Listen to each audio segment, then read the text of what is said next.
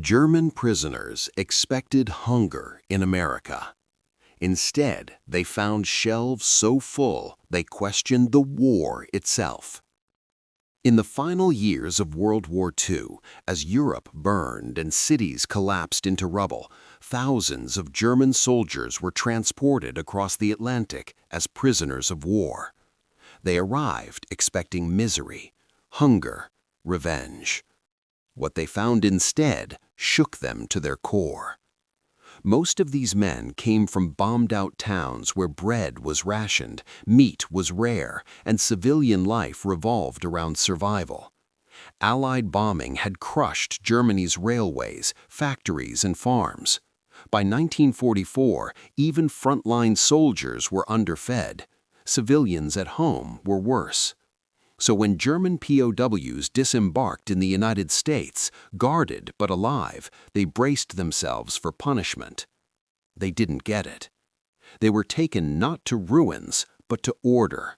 Clean rail stations, quiet towns, roads without craters, homes with lights on at night.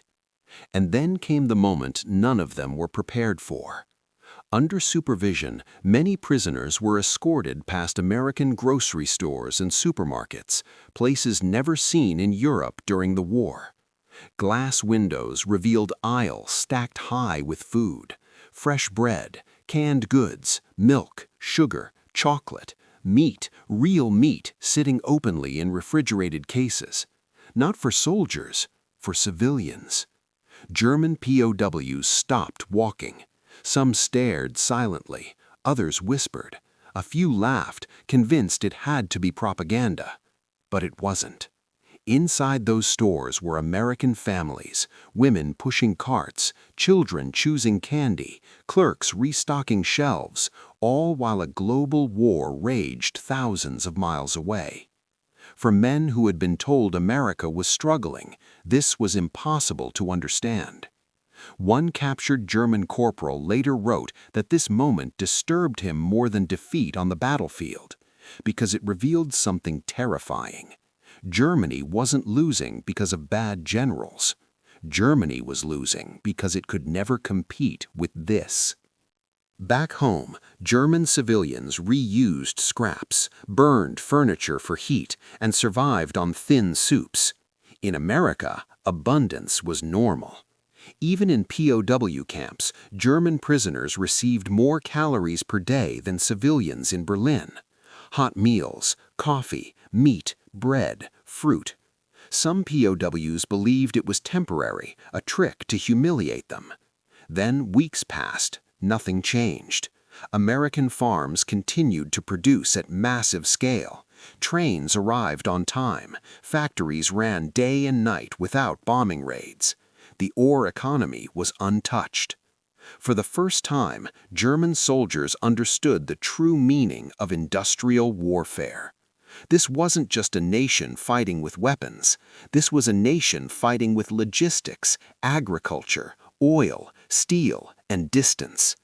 Germany had been fighting a short war with limited resources. America was fighting a long war with unlimited production. One POW described standing in front of a supermarket window and realizing something deeply unsettling. You cannot bomb this country into starvation. No air raids, no ration panic, no fear of collapse. While German cities were being erased from maps, American civilians lived as if the war was happening on another planet. This psychological blow was devastating. For years, Nazi propaganda claimed America was weak, divided, and decadent. But decadence, the prisoners realized, was not weakness. It was strength. A strength that fed armies overseas while keeping its population comfortable at home. A strength that built ships faster than they could be sunk, planes faster than they could be shot down, and tanks faster than they could be destroyed. Standing there, watching full shelves and calm faces, many German POWs reached a silent conclusion. The war had been decided long before Normandy, not by battles, but by factories, farms, and freight trains.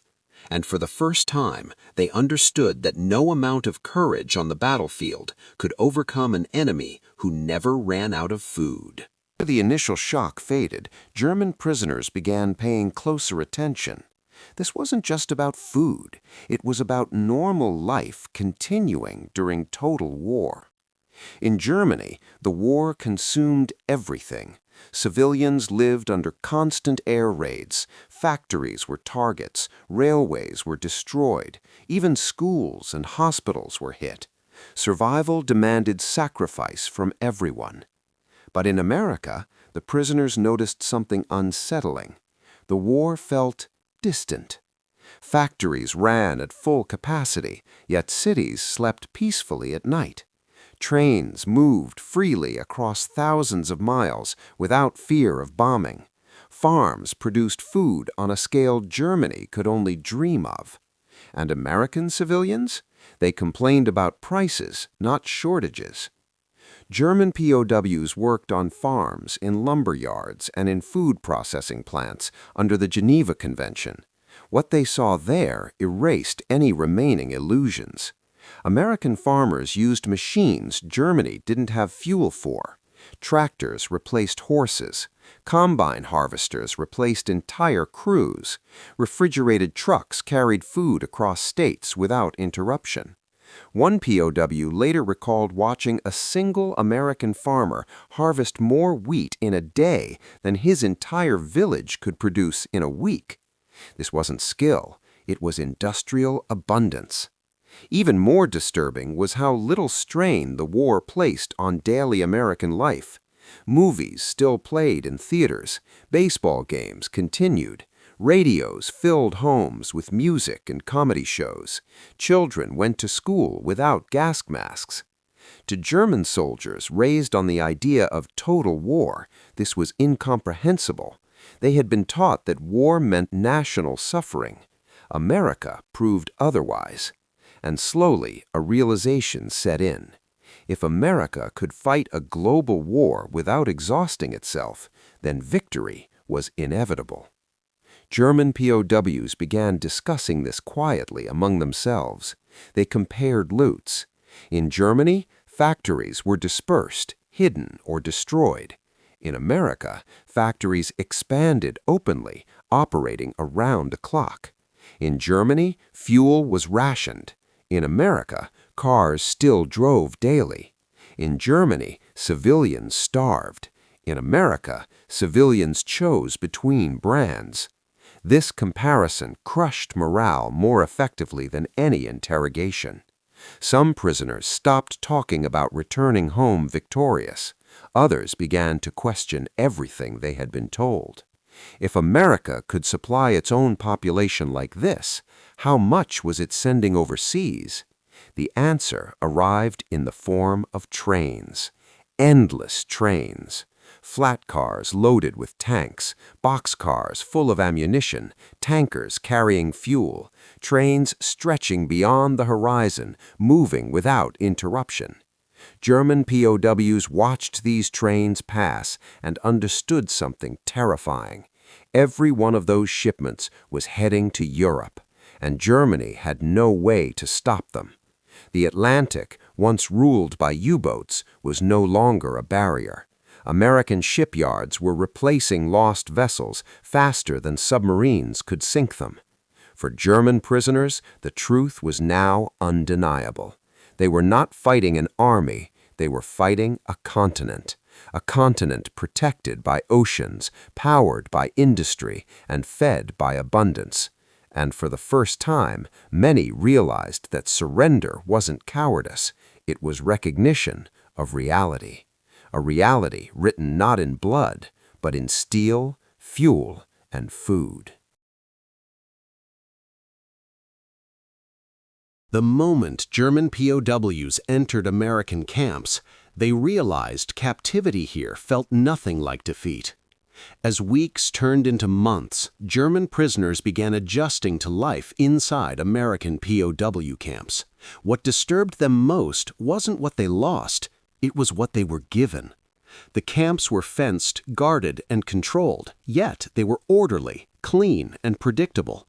Prisoners slept in wooden barracks with heating. They received blankets, medical care, and regular meals that often exceeded what their own families were receiving back home.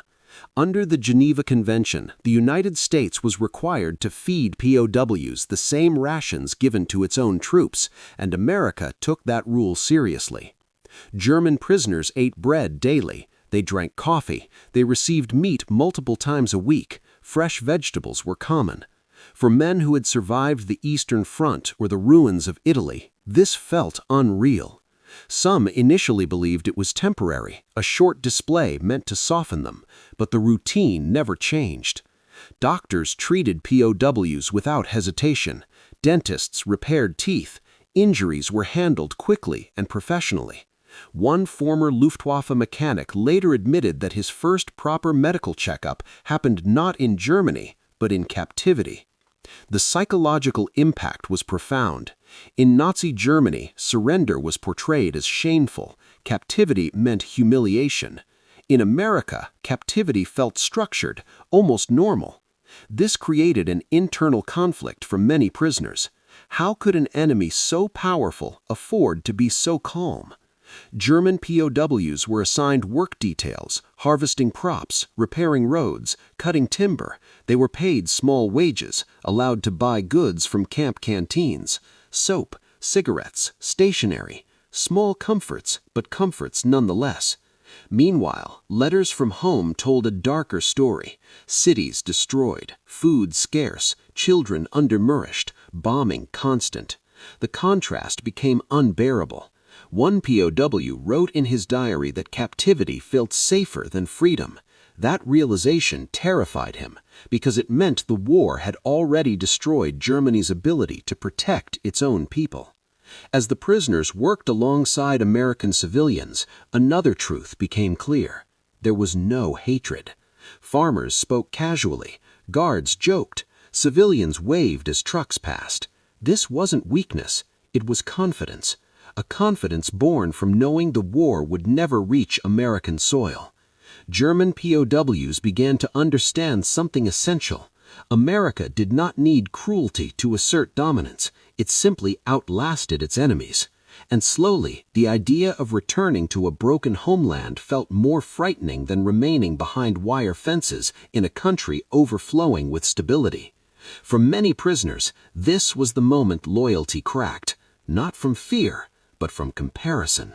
Then the letters from Germany arrived, and the truth became impossible to ignore. By late 1944, mail began arriving more regularly in American POW camps. Letters from home. For many German prisoners, this was the moment optimism finally died. At first, the letters were cautious. Families avoided details, afraid of censorship. But between the lines, the reality was unmistakable. Food was disappearing. Rations were shrinking. Bread was stretched with fillers. Meat had become a memory. Coal was scarce. Winters were brutal. Children were thin. Elderly relatives were dying quietly. And the bombings never stopped. Entire neighborhoods were erased overnight. Cities like Hamburg, Cologne, and Dresden were reduced to ash. Refugees flooded the countryside with nowhere to go.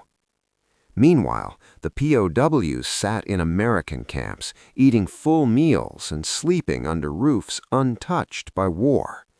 The contrast was unbearable. One German sergeant wrote that he felt guilty swallowing food while imagining his wife boiling soup made from potato peels. Another POW stopped eating for days after learning his hometown no longer existed. These letters shattered the final illusion.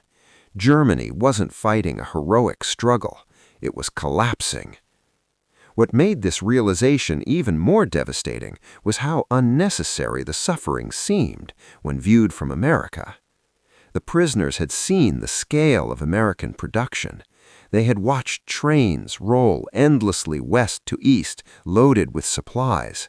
They had worked on farms producing surplus food. They had witnessed factories expanding, not shrinking. Now they understood something terrifying. Even if every German soldier fought to the last man, it wouldn't matter. There was no scenario where Germany could starve America into submission. But America could starve Germany, slowly, relentlessly. This understanding spread quietly through the camps. Conversations changed. Talk of victory disappeared. Talk of survival replaced it. Some POWs began preparing mentally for a post-war Germany they no longer recognized. Others feared returning at all, because what awaited them wasn't honor, it was ruins. And then came the most unsettling thought of all. If American civilians could live like this during wartime, what would America look like after victory?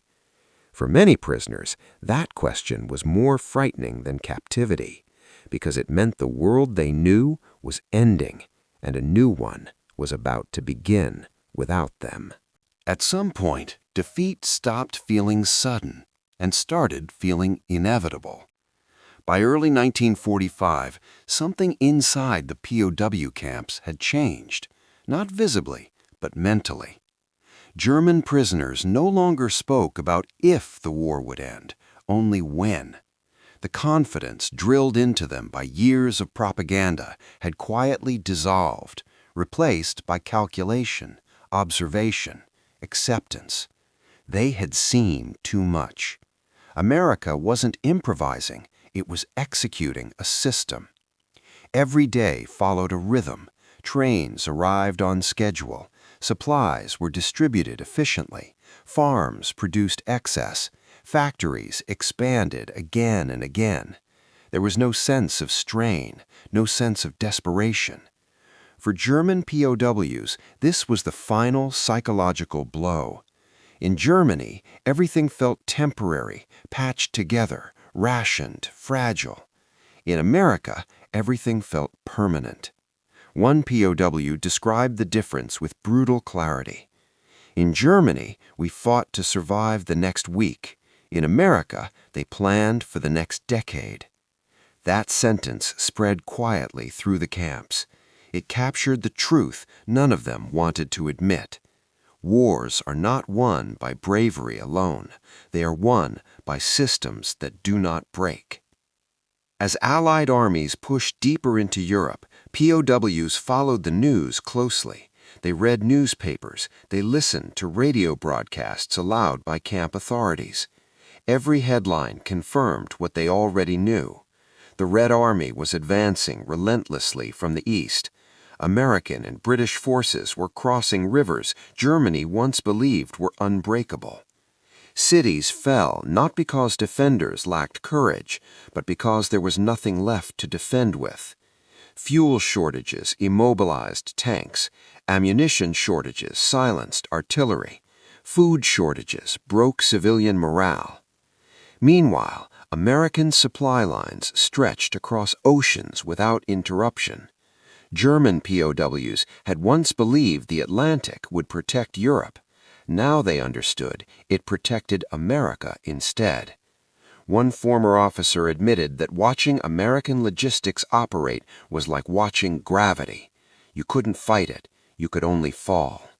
As this realization settled in, some POWs experienced an unexpected emotion: relief. The pressure to believe in victory was gone. The fear of sudden collapse had been replaced by certainty.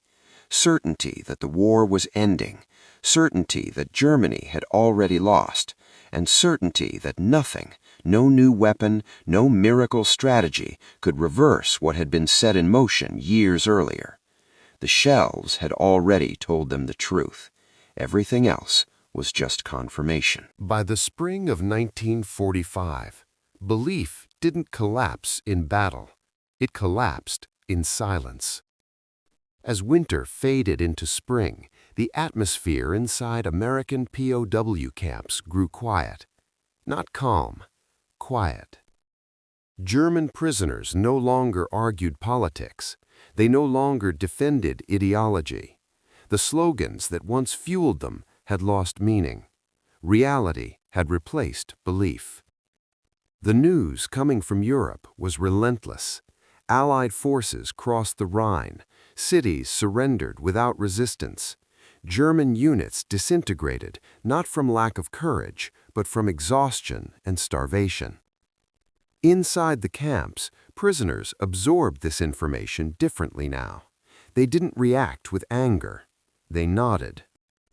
Many had already reached this conclusion months earlier, standing in front of supermarkets, watching trains roll endlessly east, eating meals their families could no longer imagine.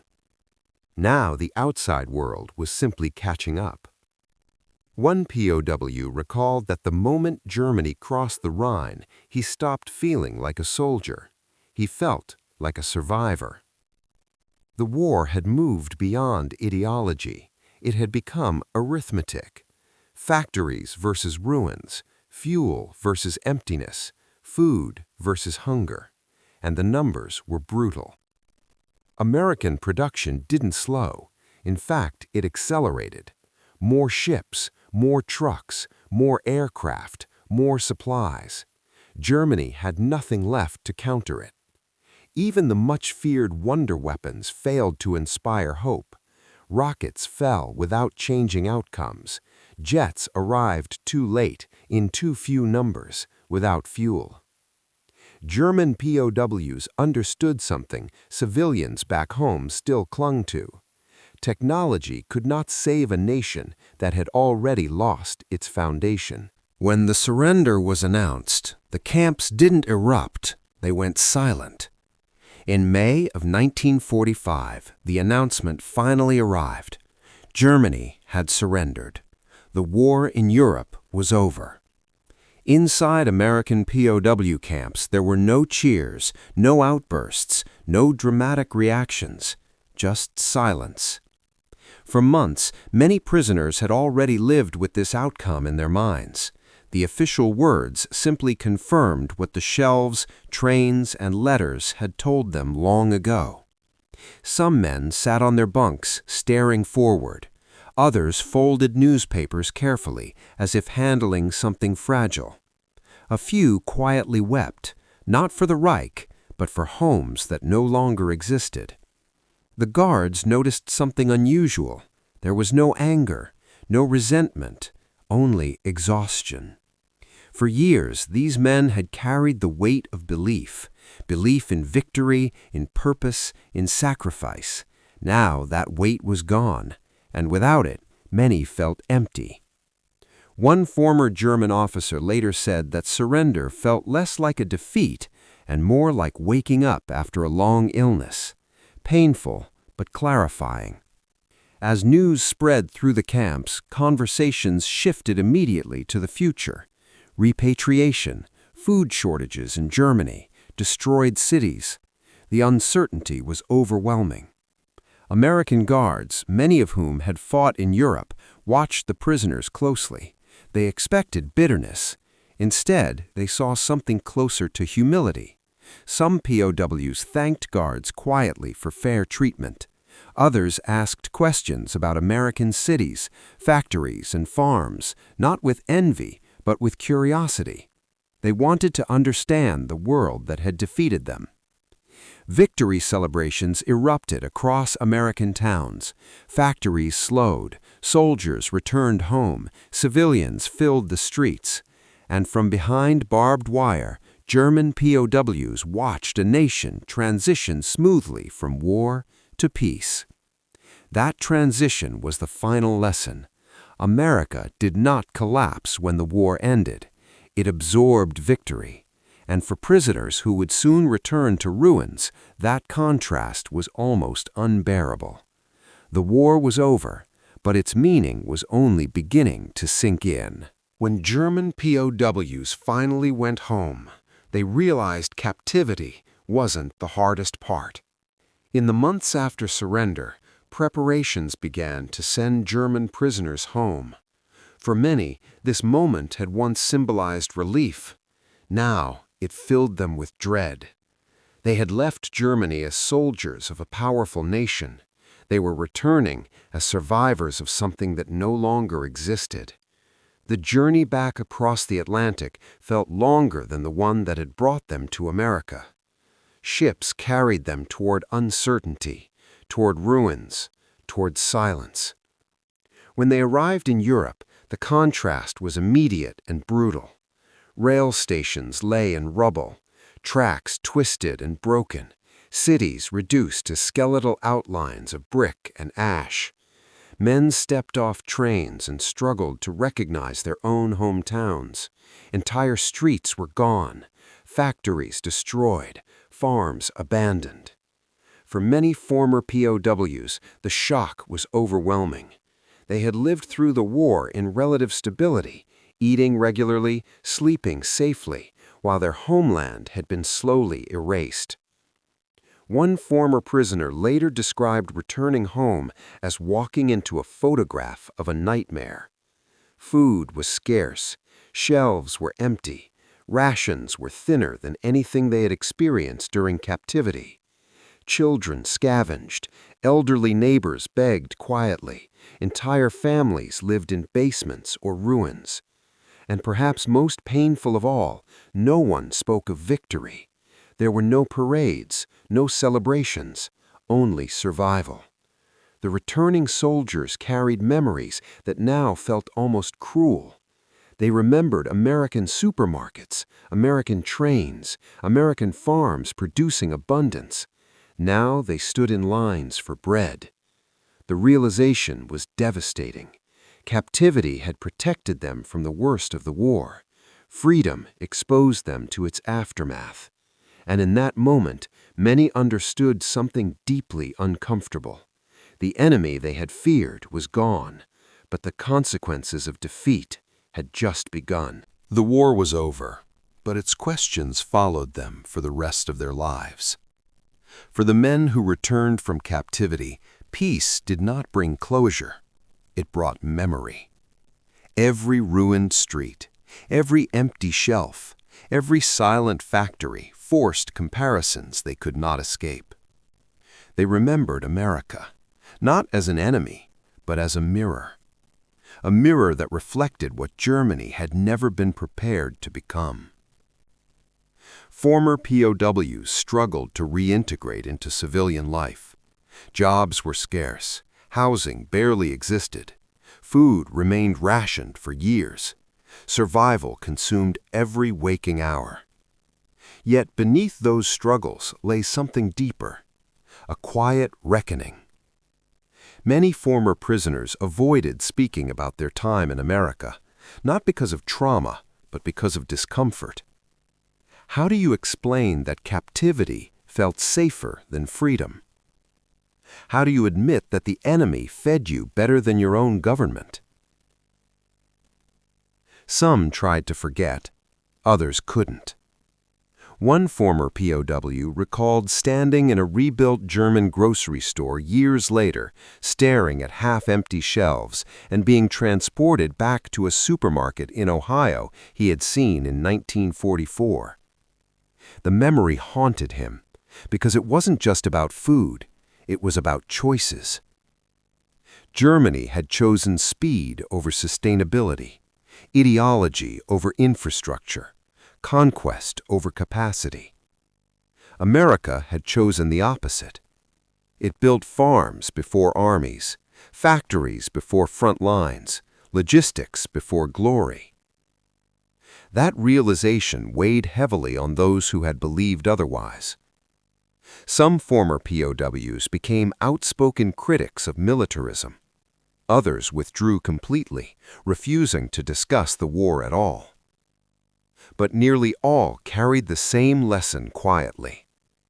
Modern wars are not won by speeches or symbols. They are won by systems that keep functioning when everything else breaks.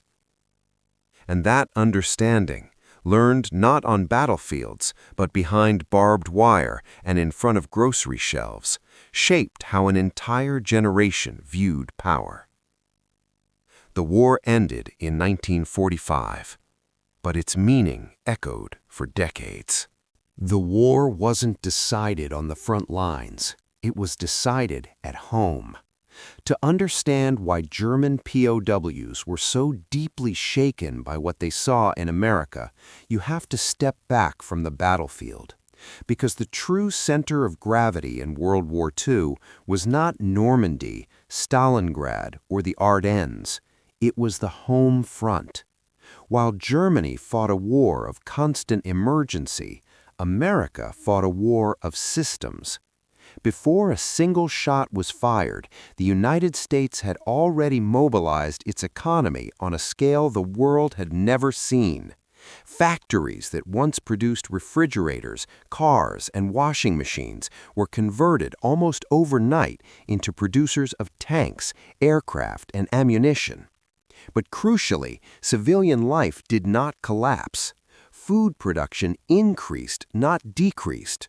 Farms expanded output using machinery, fuel, and labor on an industrial scale. The U.S. Department of Agriculture coordinated harvests, storage, and transport to prevent shortages. German POWs working on American farms witnessed this firsthand. They saw grain silos filled to capacity, cold storage warehouses packed with meat, rail lines dedicated solely to moving food. In Germany, farms struggled with labor shortages, fuel rationing, and constant disruption. In America, agriculture was protected, prioritized, and optimized. This difference was decisive. An army marches on its stomach, but a nation fights on its infrastructure. American workers were paid reliably, families were supported, morale remained high not through fear, but through stability. Even rationing in the U.S. was designed to be fair, predictable, and sufficient, nothing like the desperation experienced in Europe. German POWs realized that American soldiers fighting overseas never had to worry about whether their families were starving back home. That freedom of mind mattered. It allowed focus, endurance, confidence. Meanwhile, German soldiers fought knowing their cities were burning and their families were hungry. That psychological burden was crushing. When historians talk about industrial might, they often focus on numbers, planes produced, tanks built, ships launched. But for the men who experienced it up close, the real power was continuity. America never had to choose between feeding its people and supplying its armies. It did both, and that balance, invisible on battle maps, quietly decided the war. By the time German soldiers faced American troops in Europe, the outcome had already been written, not in blood, but in spreadsheets, supply schedules, and full shelves.